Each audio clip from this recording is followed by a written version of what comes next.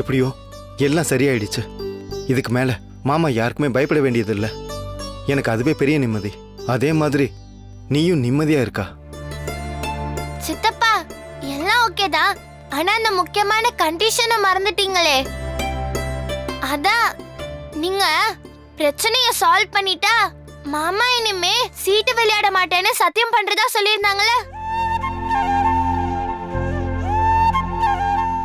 ஆமாண்ணே, இனிமே உனக்கு இந்த பழக்கம் எல்லாம் வேண்டாம். சூதாட்டலும் கண்டிப்பா பிரச்சனையில தான் போய் முடியும். ஏங்க வாங்க, முதல்ல வந்து சத்தியம் பண்ணுங்க. வாங்கன்னு சொல்றேன்ல, வாங்க.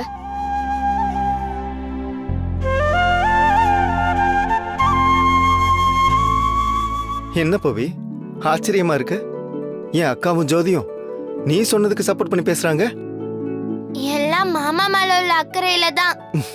சரி வாங்க. வா. ரோஜா, மேல அத்தையோட துணிங்க எல்லாம் காயுது, எடுத்துட்டு வா போ. காலையிலயே எடுத்துட்டு வந்துட்டேன். இது வேற, போய் எடுத்துட்டு வா. சரி.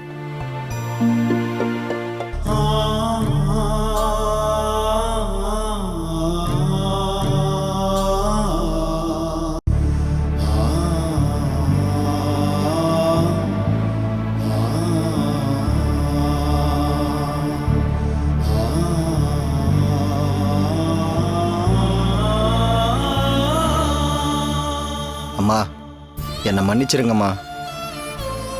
இந்த வீட்டோட மூத்த வாரிசாக இருந்தாலும் பெருசாக பணம் சம்பாதிக்க முடியலன்ற குற்ற உணர்ச்சியில் சூதாடி அதை சம்பாரிச்சிடலான்னு தப்பு கணக்கு போட்டேன்.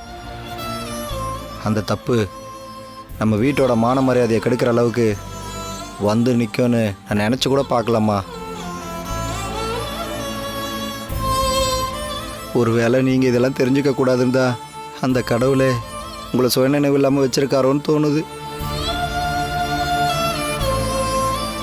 உங்கள் பையன் செஞ்ச தப்பு என்றைக்குமே உங்களுக்கு தெரியக்கூடாதுமா. இனிமே இப்படி ஒரு விஷயத்த நான் எப்போவுமே செய்ய மாட்டேம்மா. இது உங்கள் மேலே சத்தியமா.